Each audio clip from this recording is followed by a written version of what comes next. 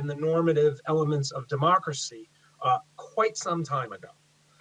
So, But before commenting on that, though, I'm actually really curious. How is it that since this amendment was added, and I'm not sure what year that was, that only 3 times? I mean, having a medical procedure where you have an element of anesthesia and you're asleep, I would think has happened more often than, or to someone other than George H.W. Bush. well, historians aren't aware of a time, historians in political science aren't aware of a time when that has occurred. Certainly, it was done under Johnson's administration, right? Wasn't under Lyndon Johnson's administration? It wasn't done in '64 as a result of the Kennedy assassination, or am I a year off? That wouldn't have been a yeah. I mean, that's the succession of power. That's right. Very different, however. I mean, it's related to the 25th Amendment, but that's different than what we're talking about. No, I'm sorry. I did a bad job of conveying my thoughts there. I thought the 25th Amendment was ratified in the mid-1960s. That was my understanding. Am I way off here? No, that's correct. Okay, yeah. As a result of the Kennedy, that's what my point was. Okay, yeah, it happened under the Johnson administration. That's correct. Yeah. But you think, I mean, did Nixon was there, 6 years or 7 years? Did he ever get a colonoscopy? I mean, obviously we all know what happened, but Reagan, same thing. In a manner of speaking. Sorry. Wait a minute. Sorry, I was going to take it into the gutter, Ronnie. I'm sorry. All right, no, I won't belabor that point, but it would just seem surprising to me that somebody didn't have an MRI where they're given a heavy duty tranquilizer and they're not able to handle running the country for 45 minutes while they're in but again, an MRI is quite different than actually getting put under, right? And any sort of tranquilizer that they would give for an MRI could also be reversed with other medications, right? And you are under supervision of medical staff and whatnot. But when the president is actually put under anesthesia that takes him out of his control and cannot be undone except for a particular period of time for that anesthesia to wear off, that's a different matter, and that has been the precedent. Now, granted, President Trump was not placed under anesthesia, but he was placed under, heavy-duty medication with an illness that we know has killed 200,000 people. Now, one of the difficulties with this is, of course, we could, like with everything else in regards to this particular chief executive, we could switch into different roles of party viewpoints. And, those on the right are certainly going to go, well, there was never a problem, right? That he was in the hospital for a couple of days, and now he's back at the White House and he's fine. And he has attempted, with the drive-by outside of Walter Reed and all of that, he has attempted to project that very view from day one, right? And that's I guess that's the story. Sure. you hit on therein lies the rub. Right. So, well, and it's interesting. I mean, we know, and again, whether you're a supporter of this president or not, I think we can all admit that this is somebody who enjoys the limelight and doesn't necessarily want to share it. And we can look as an example of that. Look at the COVID response team, and Vice President Pence was put in charge of that. And as soon as Trump saw that there was a lot of attention being paid to it, he stepped in and took that show over.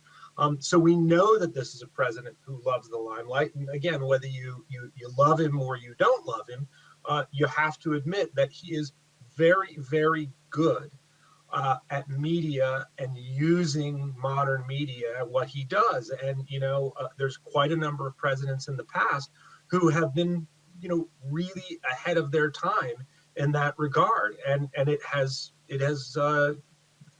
resulted in being very effective for them. Yeah. So learning social media was something I think the Democrats, without getting political here, they fell far behind on. I do have Even though Barack Obama was way ahead at yeah, that point, right? Barack Obama was ahead. I think Clinton didn't do such a good job with social media, and I know a couple of people on Biden's campaign, and there's a real focus on social media, trying to be very, very fast, very quick.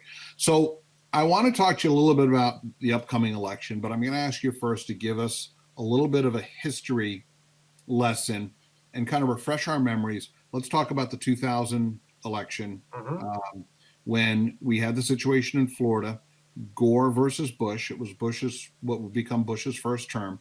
We had the hanging Chad situation. Can you kind of walk us through a little bit what happened both in Florida and then how it went through the courts as it relates to the Constitution? Because obviously I want to relate that. Then I want to talk about this upcoming election. Sure. Well, that's only the fifth presidential election in American history where there has been, either a problem with the Electoral College or there has been a situation where the person who won the most popular votes did not, in fact, win the presidency. We are now with the 2016 election. I believe that's only the third time in American history where the person who won the most popular votes, and in 2016 by a wide margin, does not, in fact, win the Electoral College and thus the presidency. So in 2000, the primary issue was that the voting in Florida was not clear and it was too close to call. And in fact, Al Gore conceded. And then when he found out that more votes were coming in very Democratic or blue counties, he then withdrew his concession. And then the counting really started, and it was so close that Gore asked for a recount. And not to get too in the weeds with it, but essentially they could have called for a recount of the entire state, or they could have called for a recount of particular counties. And then it gets into partisanship in politics, and of course they asked for a recount of very blue counties to try and bump their own numbers. And then it went to sort of a full recount, and it started getting into the court system. To cut to the chase of what then occurred is that the Florida Supreme Court stepped in and put basically a clock for counting this down. And the way that it should have worked is that if the state of Florida could not have completed their recount and therefore could not, at least in the specified period of time, so they have a certain amount of time before the electors themselves must report to the Congress. So every single state has its own electoral vote tally. And then they turn those electoral votes over. If Florida was unable to meet its timeline as set by the Florida court, then their electoral votes are essentially invalidated. And it should then, according to the Constitution, going all the way back to the 11th Amendment, it should be turned over to the House of Representatives, where those disputed electoral votes are either worked out somehow. That was done in 1876 with Hayes versus Tilden, or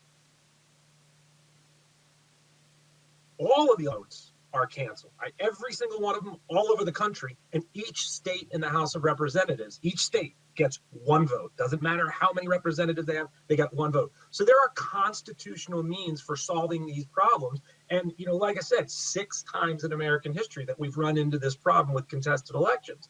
The real problem in 2000 is that the Supreme Court stepped in to what was a very, very political matter. And that's something that they genuinely try to avoid when it's that clearly political in relation to election. And, my belief and the belief of many constitutional scholars and political science is that they made a mistake in what they did. They should not have gotten involved because it has made the court even more partisan at a very partisan period.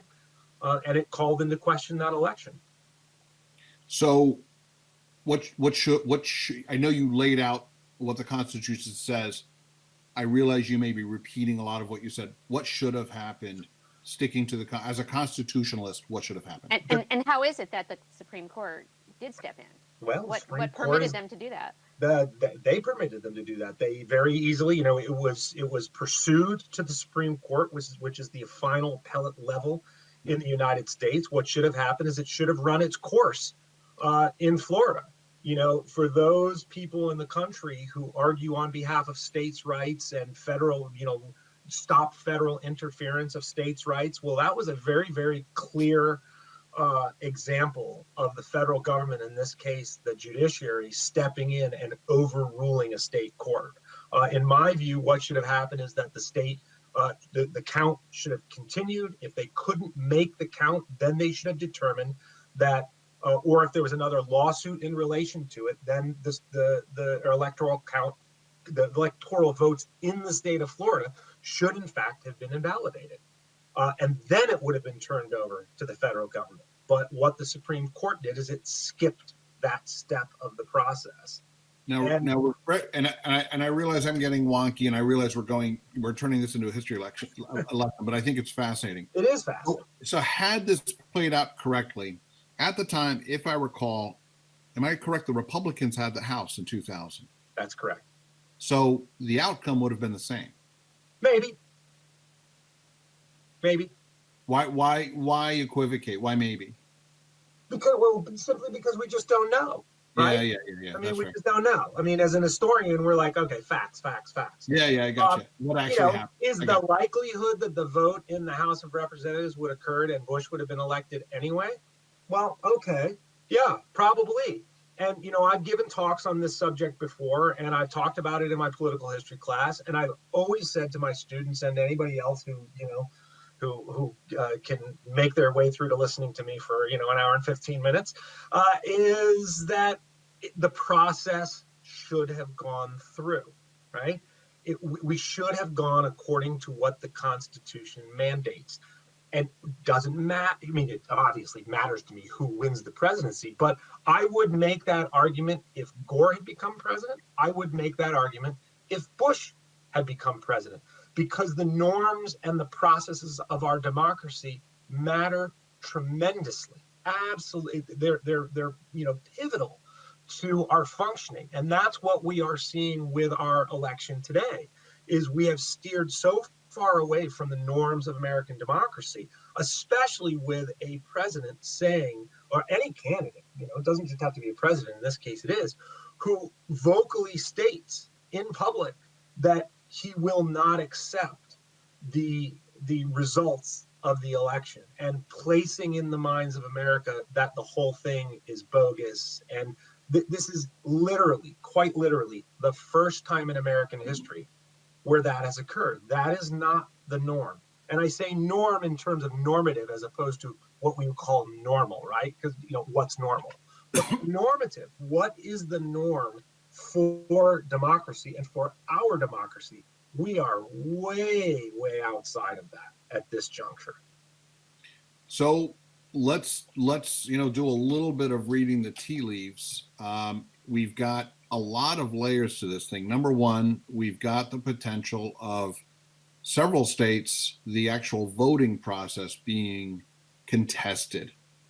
Let's start with that. What could happen there? Let's take a state. Let's take a toss-up state: Florida, Pennsylvania, Ohio, Michigan, Wisconsin, North Carolina, Arizona, Nevada. I could keep going, but let's talk about some of the states that are really close. It's Biden wins by 0.3%. What happens? It's going to go to the courts. I mean, there's already a legion of lawyers that are waiting for this. They've already got briefs written for all of these states. All they need to do is plug in dates and numbers and rationales, and it will probably take them about 20 minutes to do all that. This stuff is already written. It's ready to go. And the Republican Party learned something very, very important from 2000, and it's a principle on which they've been operating for the last 20 years, and that is the chaos principle. So it would go to the courts. It wouldn't go to the House. No, not yet. Initially, it is a state matter. States, okay. Every single state is responsible for its own process of voting. Okay. There used to be a time in the 19th and early 20th century when voting, whether it was for local elections or state elections or the presidential election, was spread over a large swath of time. It was not designated to a specific day. That's, not super recent, but, a fairly recent occurrence. And so the states themselves, and so for example, our Secretary of State, Denise Merrill, is in charge of operating the state election and determining whether we allow mail-in ballots, and that's why so many lawsuits have been going on in various states that have opened up early by mail balloting, because as Donald Trump himself has said, the bigger the vote turnout, the less likelihood it is that the Republican Party will win. Numbers are against the Republican Party, and this is not a partisan statement on my part. This is simply a fact of numbers. They know that the bigger turnout, that this is why redistricting has been so important to them. This is why voter suppression has been so important to the Republican Party. So there's lots of pieces of this that all fit together into, a big whole, and that is for them to control the elections and sow as much havoc as they can. And this has been Donald Trump's, this is a man who, whether we think it's right or not, he excels on chaos. He does very, very good at chaos on a number of levels, but especially in regards to sowing chaos and doubt in the political system, but also in flipping the script on the news media, every other day, so we can't keep track of, geez, what's that? Did that only happen a week ago? It seems like a year ago, right? Does anybody remember impeachment? I know it's remarkable. It was right? a calendar year. Impeachment was this calendar year. It's remarkable to think about it. So, 2020 is a remarkable year. Yeah. Oh, that's being very kind. Yeah, well, I'm trying to be nice. So the states have to certify the results, and then the electors, the electors for the Electoral College have to then cast their votes. That's due by December 10th, 12th, somewhere in there? Yeah, I think it's the 10th. Yeah. Right around there. Okay, so December 10th. So then let's say we've got 4 states that fail to file. Is the answer effectively the same answer you gave? Correct. How it would have gone in Florida? If the states cannot certify their electoral votes, then it goes to the House of Representatives. And in particular, I mean, what would really count is, if it's 4 tiny states and the president has received the number of electoral votes that he needs, it's not an issue. Who cares? Right. But if either candidate has not received the requisite number of votes, then it gets thrown to the House of Representatives. And there's a few different precedents for it. In 1824, Andrew Jackson and John Quincy Adams went head to head over this, and another candidate named William Crawford, and the House of Representatives voted. Each state got 1 vote, and John Quincy Adams was made president of the United States. 4 years later, Jackson came back and won the 1828 election. The next example that you have is that is really problematic is 1876 with Rutherford B. Hayes versus Samuel J. Tilden. And that is an example of where the House and the Senate create a commission to determine there are 20 electoral votes that are unclear. Hayes needed all 20 votes. Tilden needed only 1. And Hayes ends up winning, right? Yeah. And so that is an example, probably the closest that we've ever gotten, other than the Civil War. But that wasn't a contested election, right? So we're talking about contested elections. 1876 is the closest the United States has ever come to bloodshed over a presidential election. I have lots more questions, Ronnie, but I'm No, I'm just kind of taking this in, and even though I studied political science, but a lot of this is actually new to me. Well, when you get into it, it actually gets really, really fascinating. And I could talk about this all night. I mean, we need to have more conversations like this, because the politics of our country is, I don't think people really understand it. And in part, it's my fault, and it's historians' fault and teachers' fault, because we don't necessarily engage history as the fascinating story that it is, instead of just trying to go, memorize this name and date. And Right. a lot of kids don't see the relevance of that, and rightfully so. We need to engage it in a better and more engaging way. So 1861 rolls around, and we enter into what I'm going to call a highly meaningful civil war. There was a fundamental difference in belief as to whether African Americans should be kept as slaves or allowed to be free. Pretty significant issue, and I certainly would agree, worth, on the northern side, worth fighting for. There's talk now on the internet and on TV by people who are smart people about civil war. And I look and, like, aside from, okay, there's a political divide, which is actually a lot narrower, I believe, than people are willing to admit. Like, what are we gonna have a fight about? What the heck? Like, what's out there? Is there an answer to this question, or is this a silly question? Well, I think it's a pretty relevant question, considering that a lot of people expect bloodshed in the aftermath of selection, regardless of who wins. We should have a conversation sometime about the Civil War in the North and the South, and about West Hartford. And additionally, I have a great PowerPoint on West Hartford's connection to the Civil War. The Old North Cemetery, I can see from my front yard, and we've got a number of Civil War veterans who are buried there. So, West Hartford has its connection like Connecticut does, right? I wrote a book on Connecticut and the American Civil War. So the one thing I'll push back against is a lot of people make the mistake of thinking that the Civil War is all about the moral North versus the immoral South. It's not that simple. Most Northerners are fighting far more against the South and for maintaining the Union than they are for Black rights. It gets complicated, but I need to throw that out there, right? Okay. So for today, sounds like a great story idea. It's just fascinating. Or beyond that. Yeah, right. But the problem is not enough people know this history, right? And this is one of the problems: is we as Americans, we really don't know our history, especially our political history. Well, we're proving that now. Well, we like to, and this has been one of the battles that has been raging just this summer, when President Trump appeared at Mount Rushmore, and then he appeared at the National Archives just a few weeks ago and made these statements about people hating our country and that we need to tell our great history. Well, you know what? Our history is, it's mixed, and every country's history is mixed. Every person's history is mixed. It's not all glory or all gore. It's both. And so, for today, I taught a course last spring that ended up going online that was enslavement and Civil War. And I asked my students very specifically, after we had moved online and Zoom, I said, so can any of you guys imagine a civil war breaking out in the United States, in the coming year?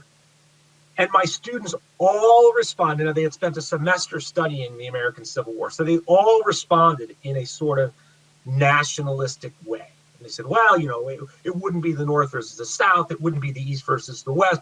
Well, you'd have to have a military coup for that to occur. And I let them all talk through it. And then I ultimately said, well, you're all thinking in far too sort of traditional terms of what a civil war would look like. We may very well have been already seeing the leading edges of a civil war over the course of this summer with the violence. Right. Bleeding Kansas, right, and Missouri. The battles in Kansas and Missouri began in 1855 with our own John Brown, right, from Connecticut. New movie coming out, right? So those started 5 years before the Civil War ever started. We started seeing political violence. We've already been seeing political violence. It's not going to look like the North versus the South. It's going to look like random acts of guerrilla warfare and violence. And we know that all you need to do in this country is severely disrupt the economy, and it throws everything into a tailspin. And I want to say one more thing, and then I'll stop talking. I know I'm a professor. I talk too much. One of my students in that particular course did 2 tours of duty in the United States Marine Corps, one in Iraq, one in Afghanistan. And I looked at him and I said, hey, how many guys would you need to sow total chaos in the state of Connecticut? He goes, 12. Wow. 12 well-trained guys could shut this state down. Right? Well, 6 people just tried to kidnap the governor of, was it Michigan? So I saw that in the news today. No, I haven't seen the news today yet. Yeah, I hope I'm not wrong on the state, but I think it was Michigan. I mean, sorry to my journalism friends. I'm trying to avoid the news a little bit. Hey. Local news is okay, right? Is that called doom scroll? Local is great. You know, we do doom scrolling. So this is incredible. This conversation could go on for quite a while. We're already over halfway through the show. We got to get to Halloween, John. Yeah, we got to get to Halloween. I know. John, And I have more questions, but I'm not going to ask them. We're going to have you on again. I thought we were talking about Halloween. I know. think that you, the journalists, are trying to bulldoze me and test my historical knowledge. I've been marking the scores. So, all right, we're gonna bring up some video here, and we're gonna rather some AV. Bear with me. I'm going to make it so that we can actually see this, and I want to make sure that Matt, you can still hear me. I can definitely still hear you. Terrific. That means they can hear us. So we're gonna go to a screen, and this is from, I believe, and please correct me if I'm wrong, but I think I have an order. This I think is from 2012. No, this is 2016. This is okay. They're out of order. I apologize. We're going to bounce around a little bit. Talk to us a little bit, and there's actually 4 slides here. Talk to us a little bit about what we got going on here. Well, Trump was, he got elected certainly in part on the idea of, national security, which is still something that is in the wake of 9/11. Americans have been worried about national security ever since. He talked a lot about, criminals pouring over our border from Mexico, and it became one of the key elements of the campaign. And, America is a nation that is made up of immigrants, but has always been anti-immigrant, right? So, obviously I was not, terribly in favor of Trump, though there are some people who saw this display and asked me, are you pro-Trump or anti-Trump, right? So, I tried to, that was the key issue of the campaign. So armed guards, barbed wire, Trump in the Trump Tower, immigrants down below holding signs that say, I am not a criminal, things like that. That display was the most viral, I think, of any display I've done. It went international all over the world, got picked up on one particular Facebook page, had over 1 million views. Wow. I was interviewed by, people from Africa, people from Saudi Arabia, Germany, England. It was just remarkable how crazy that one went. So Matt, before we get into, and like I said, I've got everyone from 2012 to present day. What first inspired you? Like, when did the light bulb go on over your head that, hey, I'm going to do a big Halloween display? Well, I started doing Halloween displays from the first year I moved into the house in '98. And it started with, it wasn't a huge display. It was pumpkins and some skeletons. I put the witch on the tree. I went to Goodwill and got the, black sweatpants and the boots. And it was actually really funny because my stepbrother and I were standing in the front yard. We just put up the witch on the tree, and I was so proud of my little creation. And this woman walked up, and I had a Labrador at the time, and she saw the dog and started going, "Oh, I just love Labradors. They're such beautiful dogs." And then out of the corner of her eye, she saw the witch leg. And there in that picture, you can actually see the witch up on the tree. Oh, yeah. Yep. She saw the witch on the tree, and she just let out this blood-curdling scream and jumped back about a solid foot and was hyperventilating and said, "Oh, the boot, the hand." And then she just walked away in a daze. And my brother and I looked at each other and started laughing. And I walked in the house, and my wife goes, "Did somebody scream?" And that's how this all began. So, it's gotten bigger over the years, obviously, and it went political in 2003 with the Iraq War. Well, I definitely think, and I'm going to show more here, but this is, you did Civil War, I think Ronnie told me 2 years in a row, 11 and 12. Is that correct? I did, and that's because I was it was cool, but I was also the state's co-chair of the Connecticut Civil War Commemoration Commission. So we were, it seemed like the right theme for me. It's pretty awesome. I mean, just looking at this, talk to us a little bit about this image here. Well, this was an election year. This was 2012. And Yep. so it was a battle between Mitt Romney. And I have to say, I didn't necessarily agree with most of Mitt Romney's policies, except for his medical plan when he was the governor of Massachusetts, which he then turned away from. I never thought, and I still do not believe, that Mitt Romney is fundamentally unethical or immoral. I personally cannot say that about the current president. So this was a tug of war over America. And so both Obama and Mitt Romney are on a seesaw, tugging over the American flag. And then there's Civil War stuff in there, because I have believed for quite some time, for many years now, that our democracy has been headed in the wrong direction and has been in trouble. So where we are today right now is merely a coming of sort of day of judgment of where I think we've been going for the last 7 or 8 years. More really. I think is this 13 or 12 we're looking at now? I think this is 12. I think this is 2012. And this was actually not political.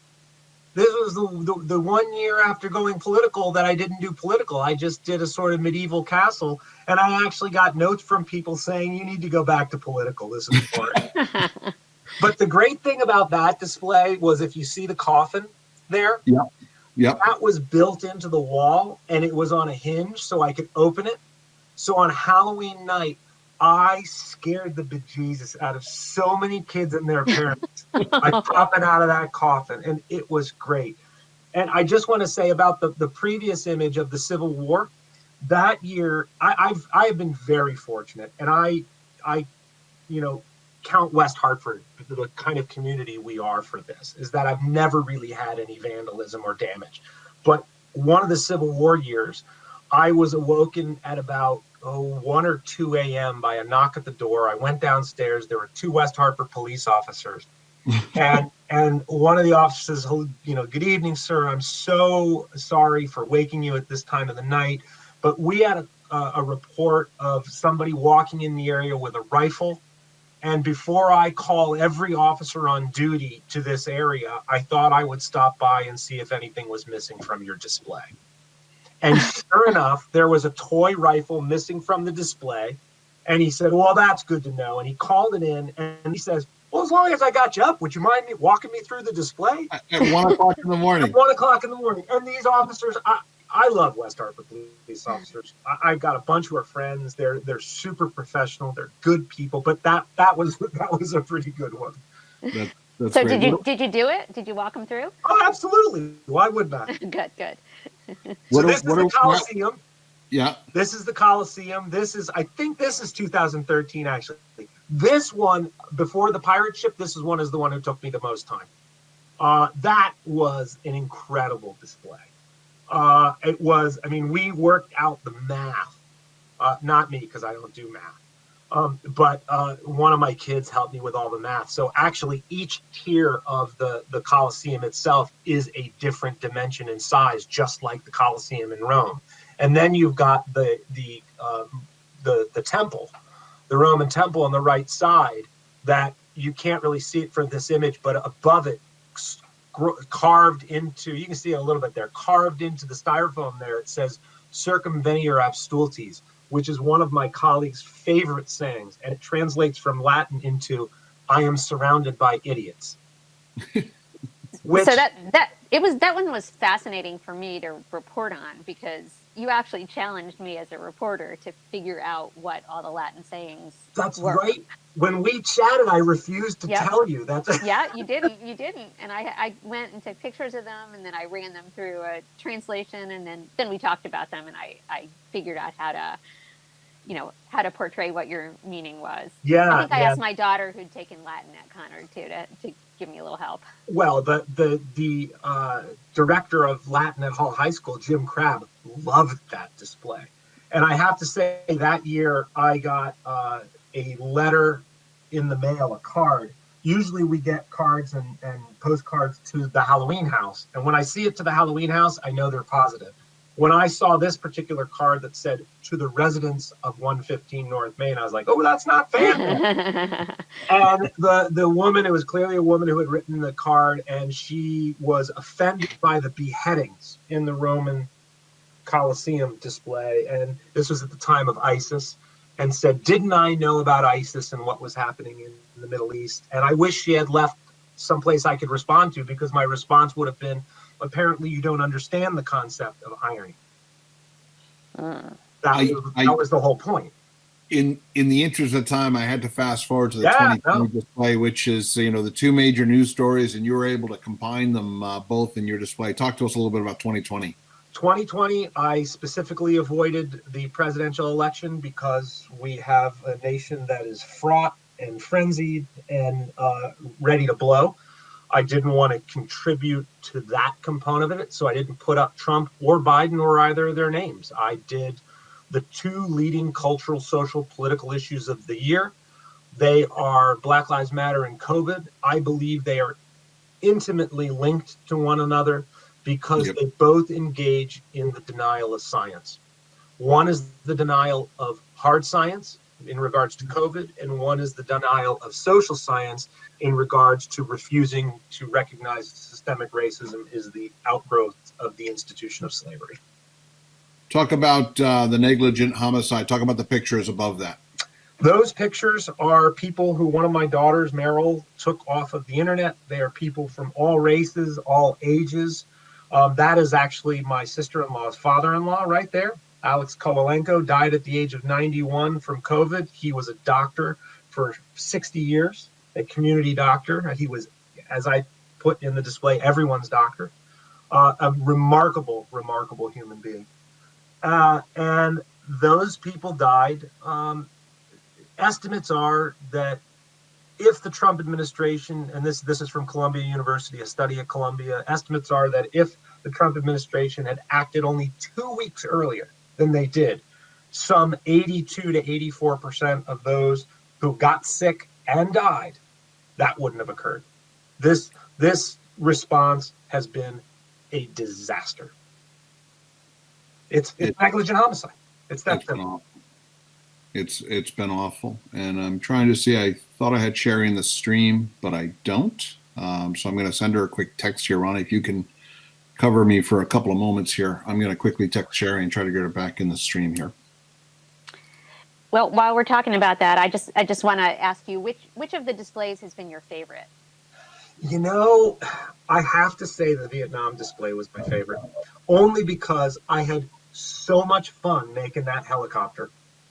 I started from scratch with scrap wood and cardboard, and then went and got a car windshield to put on it. And my daughter Samantha and I made that together, and we had such a good time doing it. And then my girls' friends at school thought that I had bought a surplus helicopter from like U.S. Army or something. And it didn't weigh very much, did it? No. Two friends came over to help me move it from the driveway where I built it, and one of them looked at it and went, "How are we going to pick that up?"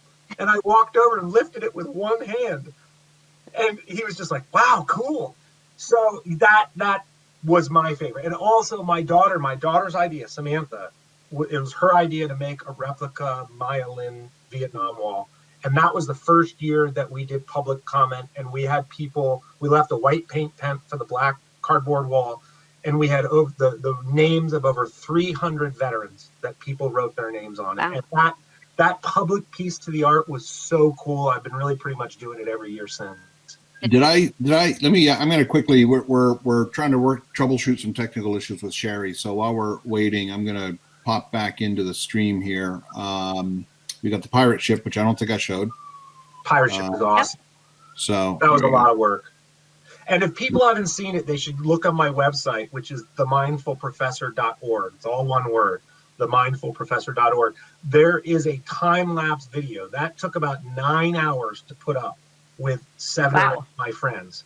And we time-lapsed the entire thing into a little under 5 minutes.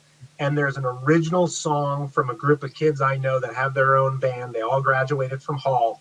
They made an original song for the video of erecting the pirate ship. It's super cool. I'm trying to find the helicopter picture right now. I think we had it up before, didn't we? Oh, did I show the helicopter? I think so. Okay. Okay. Good. So. Yeah. I don't know. I've seen them all, and I've written about them every year. I look forward to the conversation I have with Matt every year. Usually about mid-September, I'll text you and try to find out what's going on and make plans to talk to you before the display goes up, because you're my go-to Halloween journalist. I always talk to you first, and we always have a great conversation. We always end up talking about more than Halloween and politics, which is always fun. Yep, absolutely. There's Sherry. Hi. Hey, Sherry. I'm going to say this publicly. I've been meaning to write you forever to say what a fantastic job I think the town did with bumping out Main Street and the Sal Road so all the businesses could open up and expand. And I thought it was brilliant and fantastic, and it's worked so well. So thank you for that. Thank you, Matt. I appreciate that. And we are so grateful for you enlightening us and giving us something to talk about and walk to and all of that on your display. I appreciate it. Really Thank you. Yeah. This was, man, I got to tell you, this was incredible. We definitely need another hour with you, because this was just fascinating. Well, you know where I live. I do know where Everybody you live. knows I where will you not live. knock on your door at 1:00 in the morning. You've got my word. But I feel badly because we barely scratched the surface on your displays, and I really think hopefully we're going to be having a positive conversation. Whomever the eventual winner is, that we'll be having a positive conversation come November 4th. So let's, with your permission, let's plan on having you back on. Let's talk again anytime. Ryan knows exactly where to find me, but thank you all so much. I really appreciate your support and your encouragement. Matt, thank you very, very much. Thank you so much, everybody. Good night. Thank you. Thanks, Matt.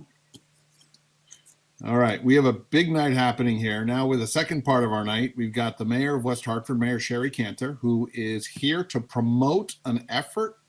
She's working with several other mayors on a food program. So we want to talk to you a little bit about that. If you give us a rundown, then we want to hear a little bit about what's going on with town and COVID and all that. So Sherry, what do you got? And I got AV to show here too, I believe. There we go. Boom. Let people see what we're talking about here. Thank you, John, and thanks, Ronnie, for having me. We are really seeing an increased need of support and food throughout the region. Actually, I'm on the board of Food Share, and today at Rentschler Field, there was the highest number of cars in line that they have seen. This was a record. There were over 2,400 cars today. So really, really challenging. Our own social services department, I have some recent numbers, but from the same period last year compared to this year, so from mid-March to September, we had a 78% of our regular food bag distribution increase. So that's 78%. And we also had a 53% increase in the number of households we're serving. So the need is real. This is a very challenging time. This particular activity and initiative is a bit unique. It's a federal sort of ad hoc kind of program that we received word of kind of late. This distribution is not going through the normal food pantry, food share distribution. It's sort of going outside and was partnering with states. Every state has some of these boxes, and they are really unbelievable. Actually, they're farm boxes, and again, they're from the federal government, They do happen to have, and I think many people have probably read about this, a personal letter from the president in the boxes. And there are some people that are giving them out that are handling that unique dynamics uniquely. They're handling it uniquely. So, but this is just for the month of October. We received word late last week that our region, New Bloomfield was actually had connected with someone to get a truck. We had not been able to, and we reached out. Suzette Brown and Mayor Brown, talked about joining forces and doing a 3 tri-town distribution because there's 1,800 boxes, 22-pound boxes on this refrigerated truck. There are perishable items that are on here. There is meat, there is dairy, there are vegetables. So this is a really unique opportunity. Interestingly, it just runs for the month of October. So it's a very short amount of time. But we want to, if this is available, we want to offer it to our community and people in need and make sure that they get boxes. So we are, again, it's outside of the normal food distribution service area. So we need volunteers. And so we're looking for 40 volunteers collectively with the 3 towns. And again, this is Bloomfield, West Hartford, and Windsor. And I'd like to thank again Mayor Brown and Mayor Donald Trinks from Windsor for being my partners in this. And so we're looking for 40 volunteers, 22-pound boxes. So you need to be able to handle and lift those boxes. The location is at Rehoboth Church of God, 1170 Blue Hills Avenue in Bloomfield. They will be Friday so that's tomorrow is the first day, October 9th, October 16th, October 23rd, and the last one is on October 30th. The time is for the volunteers is from 9 to 2:30. I think the pickup actually starts at 10. But the volunteer requirements are you be a team player, positive attitude, flexible, reliable, and committed. You also must be able to lift, like I said, 22-pound boxes, and you must be 18 years of age or older. Volunteers' responsibilities will assist in staging and placing boxes into car trunks. Masks, gloves, and hand sanitizers will also be provided. But if you want to bring any of your own, I'm sure that'd be appreciated too. Refreshments will also be provided for volunteers. And all volunteers must sign up in advance. So inform of you, they want to be informed of the date. So and I will give you the number to call. This is being, again, centralized in Bloomfield. Please inform us of the date you're interested in, your name, your address, your email, and your phone number if anything were to change. So please contact, and it's on the bottom of it's on the last line of that, the volunteers needed list. It is please contact Yvette Pennell, from Bloomfield Senior Services, and then the addresses are on there. I don't know if you can enlarge that last line, but if you want that information and you are unable to get it, you can call me. My cell phone is 860-416-9611, or text me 860-416-9611, or email mayor@westhartfordct.gov. So feel free to volunteer, not just this, it's a little late notice for tomorrow, but any of the remaining 3 weeks, and we would appreciate your help. We expect the boxes will go very quickly. Jason Jakubowski from Food Share said they will be gone in 2 hours. So if you plan on picking up a box, please get there early and be patient. We expect there are going to be significant lines. And if you don't get one this week, then maybe we'll put you on a list for the following week. So we make sure that we spread that benefit out to people. All right. And I put all in the comments, including the contact number at the organization. Great. I didn't put your phone number in the comments. Great. So I also published this. I published this flyer along with a write-up on WeHad.com, and it'll be in our Friday newsletter. So terrific. That'll hopefully help spread the word a little bit more. Terrific. Important effort by all here, Sherry. So while we have you, it's nice to get you on again. We haven't seen you in a month or so. A lot's happening. A lot's happened, boy. Talk to us a little bit. did Mike do the shopping? Did he get you lunch? So yes, he did. He's actually making some salmon now, so very nice. I was just on a call with Congressman Larson prior to this, so as you know, John. So yeah, no, it's been very, very busy. There's so much going on, and we're there are pieces of normalcy, and then everything is always just encased in this world of this new normal, or now normal, I will say, because I think we're going to have to keep reinventing ourselves. But a couple of things I really want to remind people is that those 3 standard guidelines that CDC put out save lives and prevent community spread. We are seeing community spread. People's guards are down a little bit. We're inside a little bit more.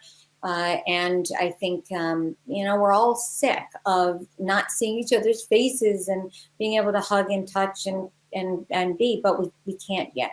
Otherwise, we're going to have to, back up a little further, and it's going to take longer to have this rhythm of some sense of normalcy. So wear your face coverings, wash your hands, and remain physically, you don't have to remain socially, physically distant. So really important. And we see it, firsthand on that. And it really is a bit of Russian roulette. Some people are fine, and other people, I know a 29-year-old who has had problems for months, and she's been throwing blood clots, and she's a healthy young lady. My own sister and brother-in-law have COVID. My brother-in-law, they live in New York, and my brother-in-law, 2 days, 3 days, he was feeling much better. And my sister, it's been now almost 2 weeks since she's had a fever every day. So gosh, it's challenging, and we're trying to keep. Obviously, we haven't seen her in a long time, and that's sad. But there's a reason for it, and it's important. So we have great testing facilities. Get tested. Almost all of our urgent cares offer testing, and some offer rapid testing, but the PCR are more accurate. So, we just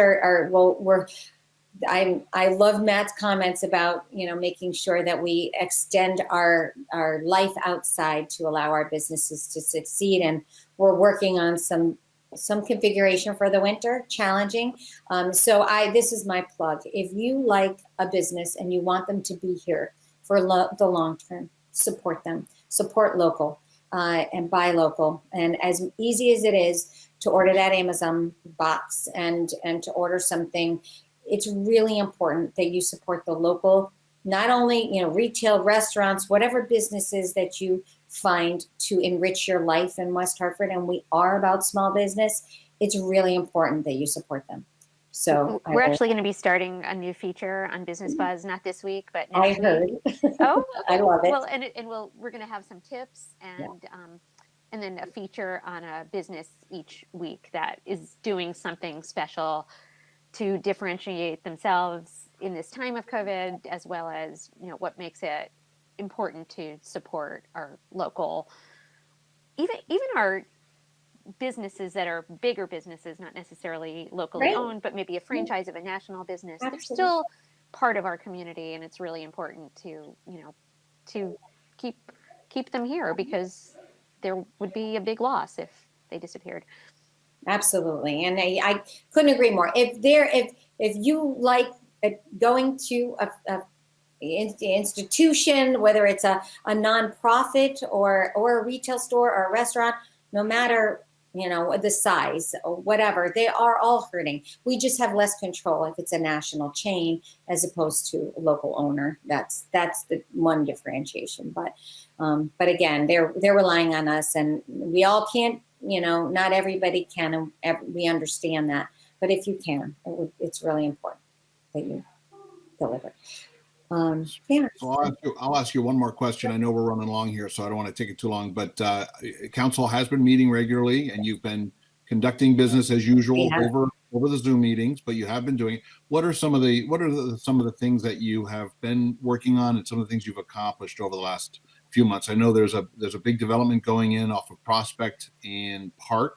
I know that's really exciting because that's going to be what, 122 units or something? No, it's 298 units. It's it's almost 300 units. Yeah, so it's the biggest multi-residential development that we have approved, and it's a really important, it's a linchpin of a property, and really it's the gateway to West Hartford.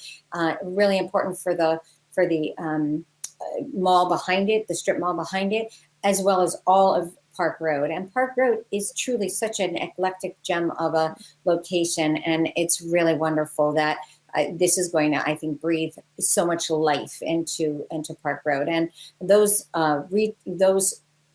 business owners and really came out in big support of this development. The Prospect Cafe right now across the street has new membership.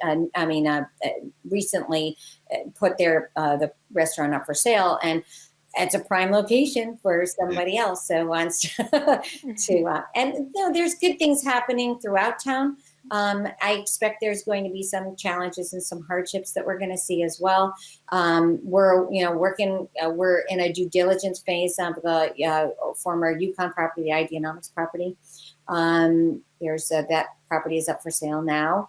But there's lots going on. There's lots to think about. We have a lot of planning to do going forward. So we've been working hard. We're also going to be introducing we're working on a new kind of zoning format for New Park, our transportation-oriented development area. So we are looking more at a holistic zoning as well to promote development. We had on several weeks ago, we had on the vice chair of the Connecticut Realtors Association, and he talked, I don't know if you've got your finger on the pulse of this, I don't know if you're supposed to, but a lot of people are moving to town. Yes. Like our tax rolls are growing really nicely. Yes. You've got to be thrilled. No, it's really amazing because we were one of the only towns, and Ronnie shared this, we were the only Connecticut town that was referred to by where New Yorkers are going, and the only town in the middle of the state. Obviously, New Yorkers are moving to the southern part of the state, and this was a recommendation of surrounding towns, and they were New York, New Jersey, and then West Hartford, which was really unique. But I think people recognize the vibrancy that we have here, the investment that our citizens, our residents make, our business owners make, and this real sense of community. And that comes from people like you. I can't tell you how much value you bring to building this sense of community. And people that I know that have relocated here and their houses for sale that have turned around so quickly. I do get a realtor newsletter today. I don't have it right in front of me right now, but the numbers are good. The house, it's about houses on the market, about half of what they were last year. They're about 30% above where they were last year in the median price. So the indicators are good. I have heard from some people, they were looking in West Hartford and lost several times bidding on homes and ended up having to go to another town. So, that's hard. But, our housing stock our inventory is a little low right now. So I like hearing the real estate agents complain about low inventory. That's good. I know that's good news for West Hartford. Yes, and Sherry, it's been my parting shot. It's been under your steady leadership over the last 5 or 6 years that we've gotten to this point. I know on a personal note, I'm grateful that you're our mayor, and I hope you're around for a long, long time. Don't run for governor. Ronnie, any parting shots before I wrap up? I think I'm good. I'm actually going to head out to visit the Gastro Park before it closes for the night. Today's their opening day, and I want to check that out. And it's something really, really cool that has come to West Hartford, and say hi to see how that does. I'm trying to make it this weekend. Great. Sherry Cantor, Mayor of West Hartford. Thank you. We're grateful for having you on, and we got to get you on for a full hour in the next few weeks, maybe after the election when things quiet down, and really dig into what's going on, because there's so much, in spite of COVID, there's so much good going on in town, and we got to talk about that. Ronnie, as always, It's a great show. I tried to twist arms to go to Gastro tonight, but to meet you guys there, but we lost out. We're going to do it over the weekend though. We've got my wife's sister in town, so we're going to maybe head over there over the weekend. So I got to put a warm jacket on. I see the wind blowing outside. It got up to 63, but it's probably 50 out there right now. It's chilly. It's going to be a cold night. So anyways, for Ronnie Newton, I am John Lyons. Thank you for watching this week's WeHa Weekly Roundtable, and we'll see you next week. Thank you.